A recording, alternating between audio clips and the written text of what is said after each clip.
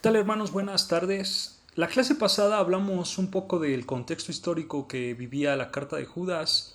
Eh, en ese tiempo tenían ellos un ataque muy fuerte a la iglesia cristiana. Es por eso que los falsos profetas y falsos maestros entraban a las iglesias.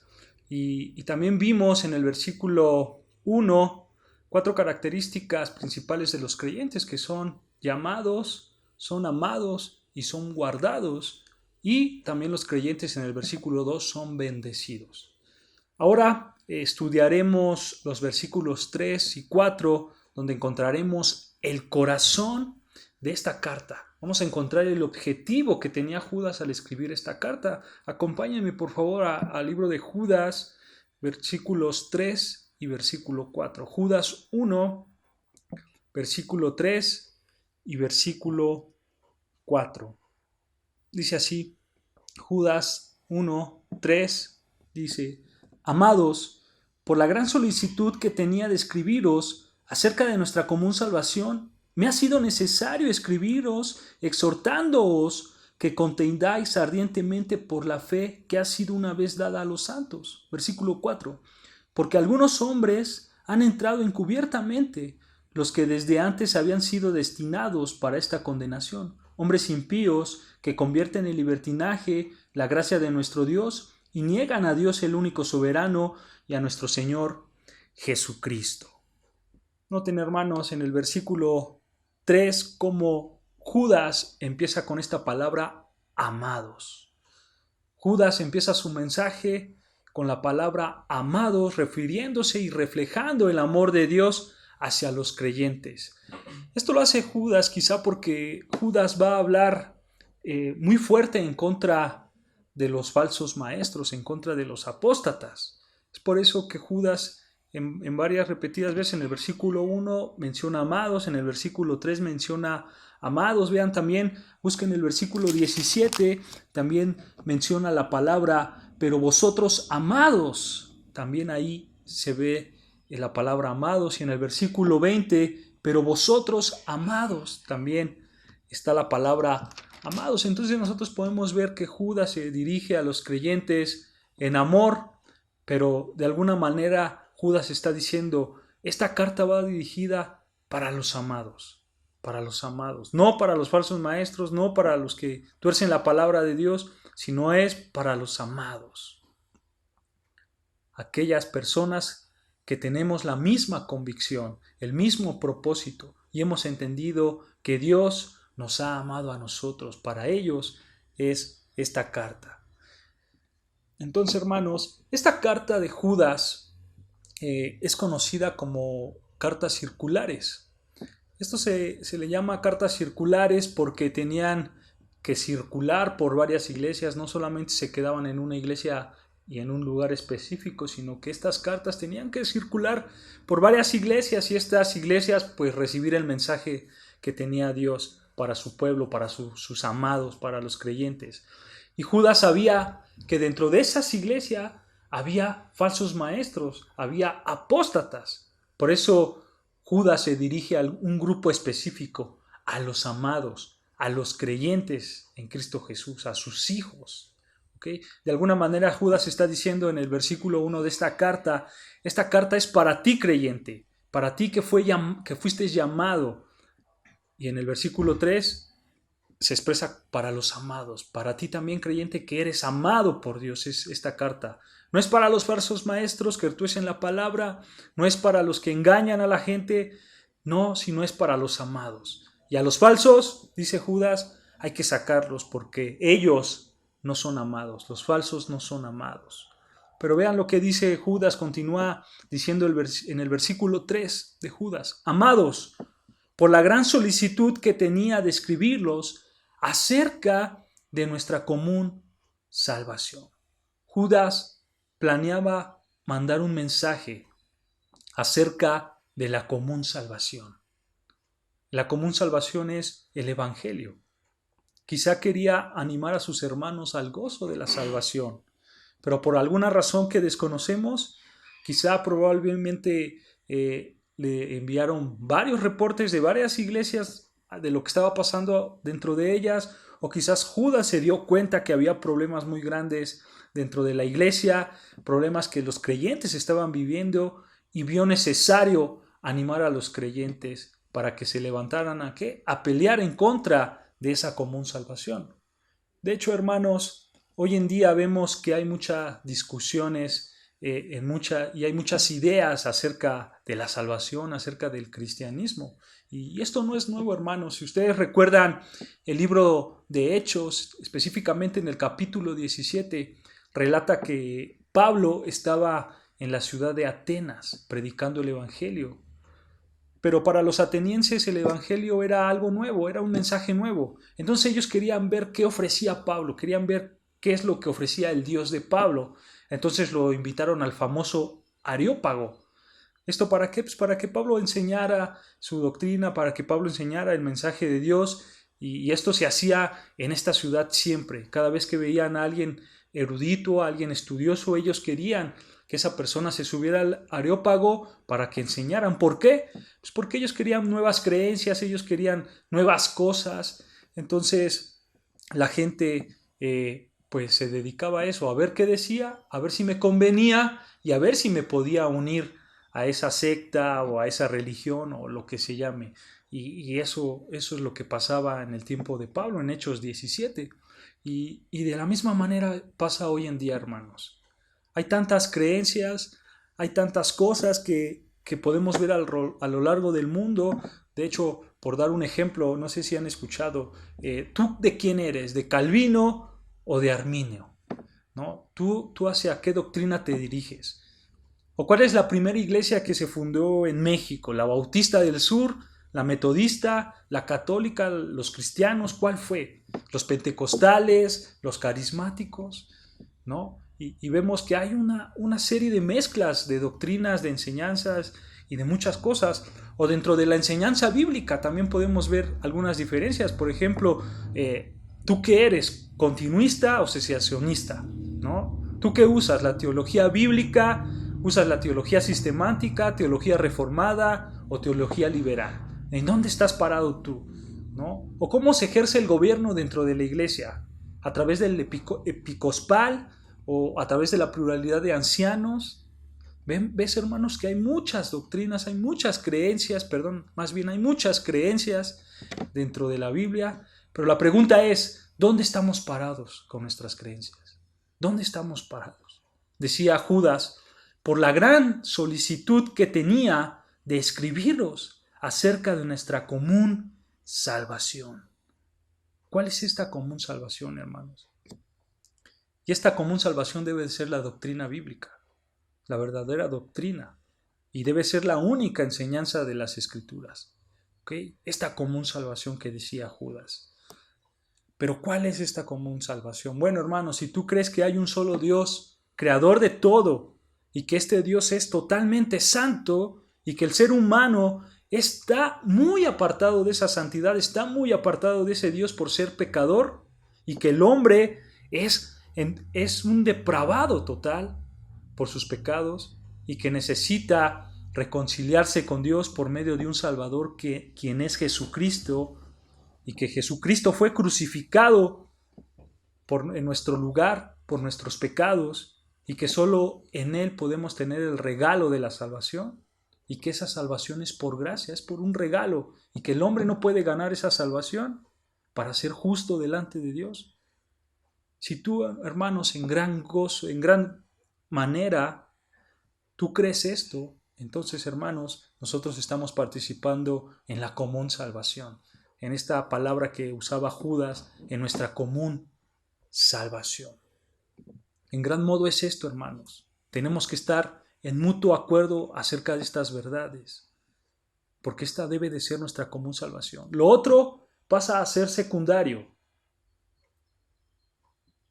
pero lo que realmente nos debe de unir es esta común salvación, es la doctrina bíblica, la verdadera doctrina bíblica. ¿Ok, hermanos? Eso es lo que nos debe de unir. Y de eso quería hablar Judas. Él tenía ese sentir, él tenía ese sentir de escribir acerca de la salvación, acerca del Evangelio. Pero vean lo que dice el versículo 3, ahí continuando ahí mismo, por la gran solicitud que tenía de escribiros acerca de nuestra común salvación, continúa diciendo Judas, me ha sido necesario escribiros exhortándoos que contendáis ardientemente por la fe que ha sido una vez dada a los santos. Noten esta palabra, hermanos, me ha sido necesario. O también se puede traducir como tengo una gran necesidad de. Esta necesidad de expresar lo que tenía dentro se la puso el Espíritu Santo. Él tenía un mensaje, él quería hablar acerca de un tema que es la común salvación, acerca del Evangelio, pero tuvo una gran necesidad, una necesidad más grande que la que tenía al principio, la cual se la puso el Espíritu Santo. ¿Ok? El Espíritu Santo. Decía Judas, yo quiero expresar el Evangelio, pero ahora tengo una gran necesidad para expresar la contienda por la fe. ¿Por qué? Porque él tenía esa necesidad dentro. Posiblemente Judas dijo, ay de mí si no obedezco al Espíritu Santo, ay de mí si no predico, si no escribo lo que tengo en mi corazón. Y esta es una realidad, hermanos. El Espíritu Santo se mueve en el corazón del escritor bíblico. Vean, acompáñenme a 2 de Pedro 1:21, por favor. 2 de Pedro, capítulo 1, versículo 21. Vean lo que dice 2 de Pedro, capítulo 1, versículo 21. Porque nunca la profecía fue traída por voluntad humana, sino que los santos hombres de Dios hablaron siendo inspirados por el Espíritu Santo. Judas se dejó mover, Judas se dejó llevar por el Espíritu Santo. Él como pastor de su iglesia se dejó llevar por los sentimientos que tenía en su corazón. Él tenía algo en su mente, pero el Espíritu Santo lo movió para predicar algo muy distinto a lo que tenía, que es la contienda por la fe. Él quería cuidar a sus ovejas, advertirles de los falsos maestros, pero todo esto gracias a que él se dejó llevar por el Espíritu Santo, hermanos. Y así nosotros tenemos que dejarnos llevar por el Espíritu Santo. No podemos dejar al Espíritu Santo a un lado en nuestras decisiones como cristianos, ya que nosotros vivimos para Dios y entonces tenemos que servirle a Dios, y eso es gracias al movimiento que tenemos del Espíritu Santo dentro de nosotros, de lo que vamos a enseñar, de lo que no vamos a enseñar. Pero eso requiere oración y estudio de la palabra de Dios, hermanos. Pero vean lo que dice, continúa diciendo, me ha sido necesario escribiros exhortándoos que contendáis ardientemente. Me ha sido necesario escribirles que contendáis ardientemente por la fe que ha sido dada una vez a los santos. Pero quiero que vean esta palabra, contendáis ardientemente. Esta palabra, hermanos, en el griego se trata o se usa como un término atlético. Así como los atletas se esfuerzan por el campeonato hasta quedar sin fuerzas, es lo que está diciendo Pablo. Él nos quiere exhortar a que nosotros peleemos por nuestra fe hasta quedarnos sin fuerza. Así tienes que esforzarte para contender tu fe. Y hay algo muy interesante, hermanos, que también nos enseña esta palabra, y es que hay una palabra griega que se utiliza para referirse a contendar ardientemente, es la palabra agonía. Se utiliza esta palabra agonía, y esta palabra agonía tiene varias raíces, y dentro de esa raíz hay una palabra que es arón. Arón, que quiere decir vasija o tazón. ¿Esto qué quiere decir, hermanos? Bueno, esto se está refiriéndose a un lugar con forma de tazón, o sea, a un estadio olímpico, a donde la gente se congregaba para ver no los deportes, sino las luchas entre gladiadores. Y esa es la idea que tenía Judas. Estamos en una guerra, hermanos. Tenemos que luchar ardientemente, hasta quedarnos sin fuerzas por la verdadera fe, por la verdadera doctrina. Hay una guerra, hermanos, una guerra a muerte por la verdad. Por eso debemos de agonizar, hermanos, por la verdad. Por eso debemos contender ardientemente por nuestra fe, hermanos. Allá afuera hay muchos falsos maestros. Hay muchos falsos maestros y nosotros debemos de luchar por nuestra fe. La pregunta es, hermanos, entonces, ¿cómo vamos a luchar? ¿O cómo vamos a vencer a nuestro oponente?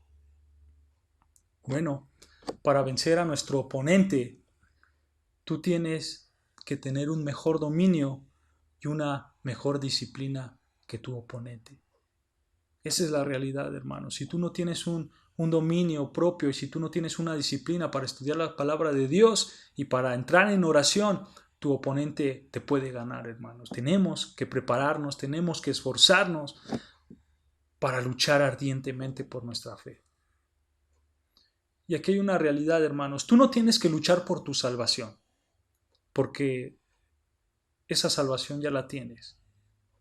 Dios te ha salvado. Lo que debes hacer es luchar por tu fe, por las verdades bíblicas, por la verdadera enseñanza de la palabra de Dios. Por eso debes de luchar. Vean lo que dice Judas.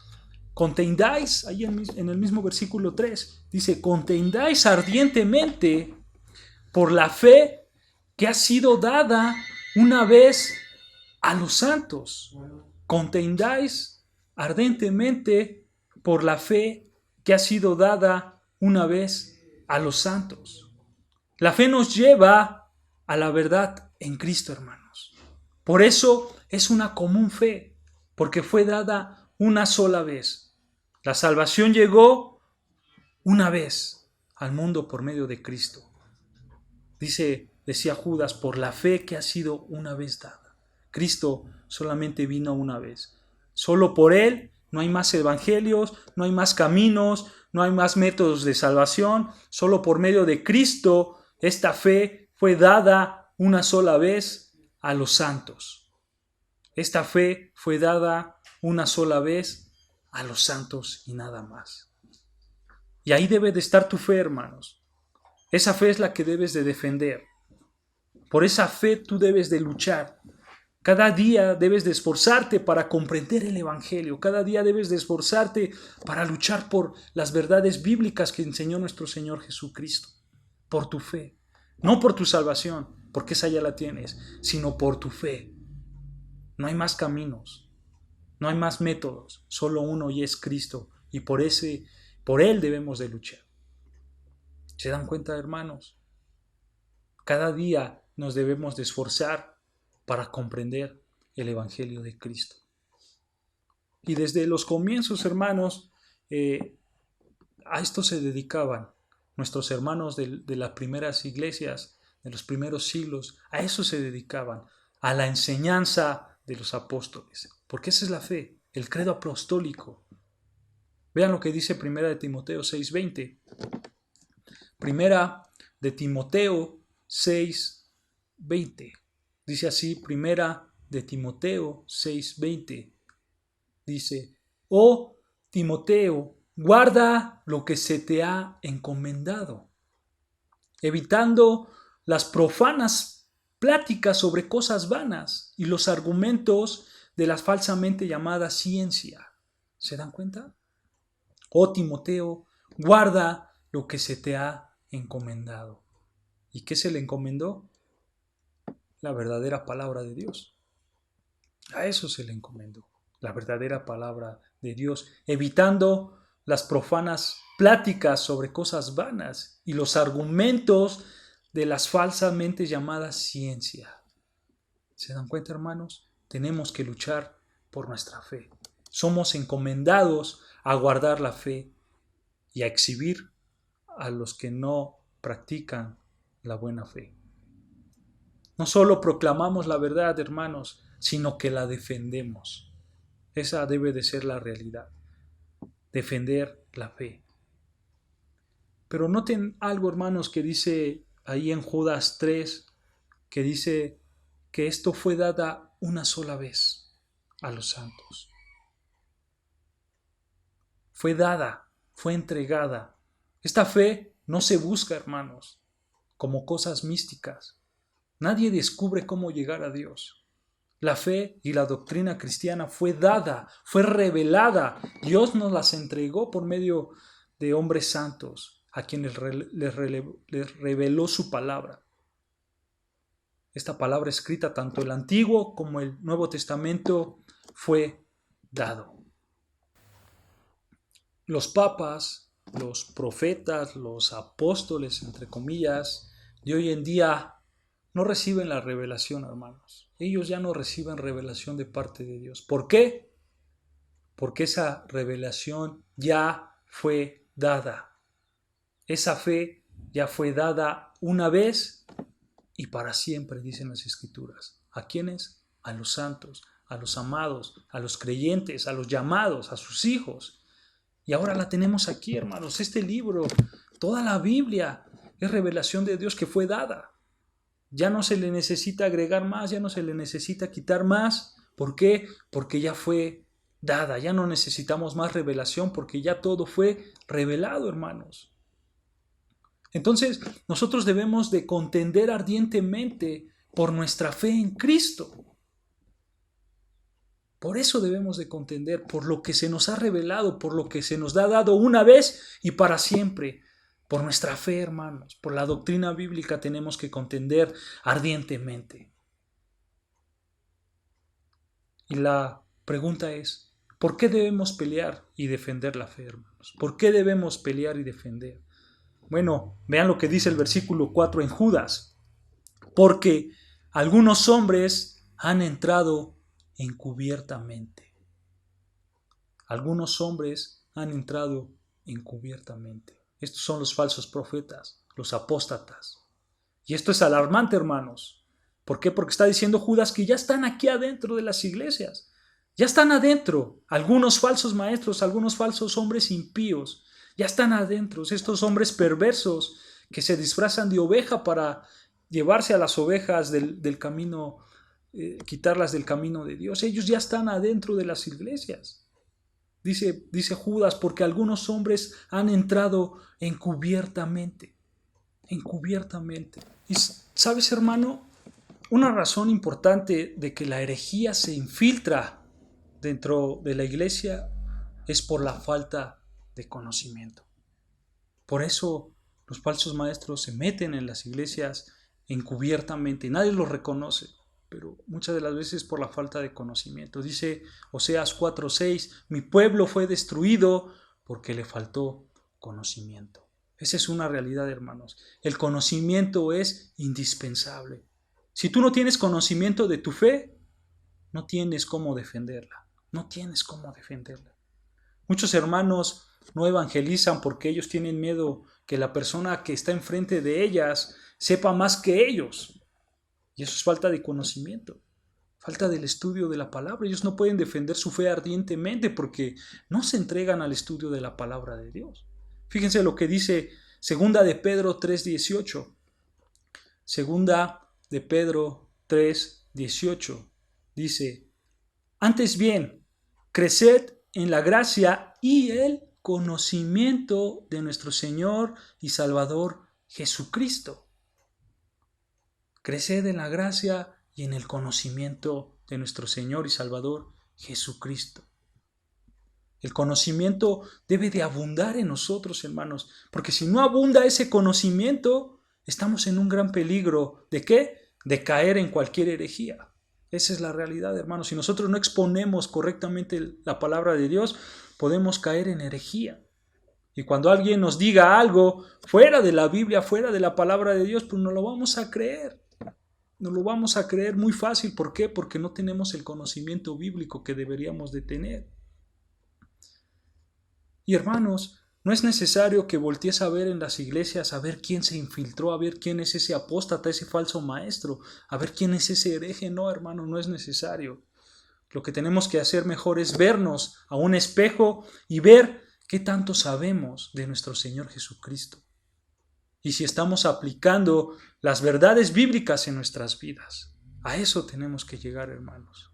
Hay que profundizar en la interpretación bíblica. No nos conformemos con solamente por lo de afuera, hermanos, como muchos lo hacen. No vayamos a lo superficial, sino hay que meternos al estudio de la palabra de Dios. Hay que meternos a esa predicación expositiva, a estudiar versículo por versículo, hermanos, palabra por palabra, porque todo fue inspirado por Dios. hasta la más pequeña coma, hermanos. Tenemos que estudiarla. ¿Para qué? Para que podamos enfrentar ardientemente nuestra fe, defender ardientemente nuestra fe en contra de esos falsos maestros, en contra de esos apóstatas. Es una realidad. Esta gente infiltrada, hermanos, empezará a murmurar, empezará a meter intriga dentro de las iglesias. Ellos quizá puedan decir, mira, ¿ves esa predicación? Yo como que no estoy de acuerdo, yo pienso esto y aquello, y ellos meterán intriga. Esa es una realidad, hermanos. Quizá por ahí podemos ver quién es un falso maestro o un apóstata, alguien que se ha infiltrado a la iglesia. Y eso lo sabía los apóstoles desde el primer siglo. Dice Hechos 20:30. Hechos 20:30. Y de vosotros mismos se levantarán hombres que hablen cosas perversas para arrastrar así a los discípulos. ¿Se dan cuenta? Hechos 20:30. Y de vosotros mismos se levantarán hombres que hablen cosas perversas para arrastrar tras sí a los discípulos. Judas, hermanos, el medio hermano de nuestro Señor Jesucristo, escribe la única carta que habla acerca de los maestros y los apóstatas de manera directa. De manera directa. Un apóstata es aquella persona que está en la fe, que quizás sigue a Cristo, pero al final abandona su fe. Al final niega su fe y tuerce las Escrituras. Tuerce las Escrituras. Es un apóstata que se hace llamar cristiano, pero realmente no lo es. No lo es. Vean lo que continúa diciendo Judas en el versículo 4. Porque algunos hombres han entrado encubiertamente, los que desde antes habían sido destinados para esta condenación. Los que desde antes habían sido destinados para esta condenación. Aquí vemos su fin, hermanos. Su fin ya está establecido desde antes de los tiempos. Así como tú eres escogido desde antes de la fundación del mundo, así también los falsos maestros, los apóstatas, ya han sido destinados para su condenación. Para su condenación. Aquí hay algo importante, hermano, y quiero que veas, y es que ellos pueden estar dentro de las iglesias. Ellos pueden hacer cosas que los cristianos verdaderos hacen, pero eso no quiere decir que ellos sean realmente salvos. No, hermanos, ellos nunca fueron salvos. Ellos nunca tuvieron la salvación de Dios. Ellos nunca fueron llamados. Ellos nunca fueron amados. Ellos nunca estuvieron guardados por nuestro Señor Jesucristo. No, hermanos, ellos ya han sido condenados. Ellos nunca fueron salvos. De hecho, en Isaías 8, en Oseas 7 y así en todos los profetas, si tú lo lees, habla acerca del juicio establecido a los falsos maestros, a los apóstatas. ¿Por qué? Porque ellos ya son condenados. Ellos ya han sido condenados para perdición y su castigo pues va a ser el fuego, el infierno eterno. Continúa diciendo Judas, los que desde antes habían sido destinados para estar condenados, hombres impíos que convierten en libertinaje la gracia de nuestro Dios y niegan a Dios, el único soberano, y a nuestro Señor Jesucristo. Aquí vemos que ellos son impíos, son faltos de sentido de reverencia a Dios, hombres impíos que obran cosas impías. Los primeros cristianos usaban esta palabra de impíos, hermanos, para referirse a ateos o a herejes. Entonces, estos apóstatas, estos falsos maestros, no tienen ningún sentido de la adoración a Dios. Ellos solo piensan en sí mismos. Y lo triste que es, hermanos, que están dentro de las iglesias. Están dentro de las iglesias. Ellos hablan del amor de Dios. Ellos se hacen llamar representantes de Cristo. Hacen reuniones grandes de adoración a Dios. Mencionan la Biblia, mencionan los escritos, pero están podridos por dentro. Son impíos totalmente, podridos por dentro. Dice la palabra de Dios, hombres impíos que convierten en libertinaje la gracia de nuestro Dios. Ellos toman la gracia de Dios y la convierten en sensualidad, en vicios, en desenfrenos. Ellos enseñan la falsa doctrina de la gracia sobre gracia. Es lo que dicen Si yo ya soy salvo por gracia y entonces puedo pecar. No, hermano, te estás olvidando de tu responsabilidad delante de Dios. Esos son los apóstatas, los impíos, los que convierten la gracia de Dios en libertinaje. Ellos aparentemente son espirituales y religiosos, pero se dejan llevar por su carne. Se dejan llevar por su carne. Dice Gálatas 5:19. Gálatas 5:19 dice: y manifiestas son las obras de la carne, que son adulterio, fornicación, inmundicia, lascivia. Ahí está, hermanos. Ellos se dejan llevar por todo esto. Todo lo que hay en una persona no regenerada es su carne y sus deseos pecaminosos. Ese es el punto, hermanos, ese es el punto en el que Judas nos estaba enseñando. ¿Quién eran estos falsos maestros? ¿Cómo se iban a comportar estos falsos maestros? Hombres haciéndose pasar por siervos de Dios, pero en sí son siervos de su carne. Y vean al final lo que dice: y niegan a Dios, el único soberano, y a nuestro Señor Jesucristo. Y niegan a Dios, el único soberano, y a nuestro Señor Jesucristo. Estos hombres no se someten a Dios, niegan el señorío de Cristo sobre sus vidas. Por eso a ellos les es fácil pervertir el evangelio, el verdadero evangelio de Dios. Ellos no tienen temor de Dios en absoluto. Por eso enseñan las doctrinas torcidas y no las de Cristo. En pocas palabras, hermanos, los apóstatas son impíos de corazón, perversos en conducta y falsos en cuanto al evangelio. Y recuerda que estos se encuentran en las iglesias, en la iglesia con Judas, y ahora se encuentran hoy en día dentro de la iglesia de Cristo, dentro de nuestras iglesias. Y son demasiados. Contra ellos tenemos que luchar y tenemos que defender nuestra fe ardientemente, hermanos. Y eso nos anima a estudiar más la palabra de Dios, a orar más a nuestro Dios para que nos dé las armas y pelear contra estos apóstatas, contra estos hombres impíos de corazón, perversos de conducta y faltos del evangelio. Vamos a continuar, hermanos, la siguiente semana estudiando un poco más acerca de este libro de Judas, pero yo te animo, antes de acabar, a que te entregues a la palabra de Dios, a que la estudies más, hermano, que abraces la verdadera doctrina que nos dejaron los apóstoles, que es la verdadera enseñanza de nuestro Señor Jesucristo, hermano. Estudia más, ora más al Señor, y Él te va a dar el entendimiento a través del Espíritu Santo para que tú puedas luchar por esa fe que se te fue encomendada. Dios te bendiga, hermano.